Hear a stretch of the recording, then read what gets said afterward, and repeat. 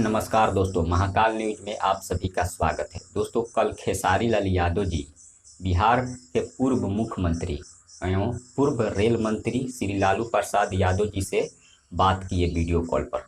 और बात क्या क्या हुआ आज इस वीडियो में आप सभी को बताने वाला हूं। वीडियो को पूरा देखिएगा, लेकिन उससे पहले आप सभी से एक छोटा सा रिक्वेस्ट है कि अगर आप हमारे चैनल पर पहली बार आए हैं तो चैनल को सब्सक्राइब कर बेल आइकन को दबा दीजिएगा, क्योंकि इस चैनल पर केवल खेसारी लाल जी का न्यूज आता है। चलिए शुरू करते हैं। आपको बता दें, कल वीडियो कॉल के जरिए पूर्व मुख्यमंत्री श्री लालू प्रसाद यादव जी से खेसारी लाल यादव जी बात किए, और जो इसकी जानकारी दिए हैं खुद खेसारी लाल यादव जी दिए हैं अपने फेसबुक के माध्यम से।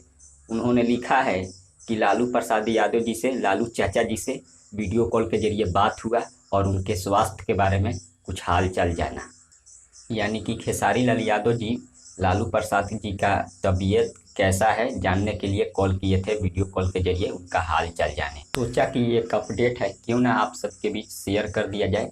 ठीक है, तब मिलते हैं अगले वीडियो में। धन्यवाद।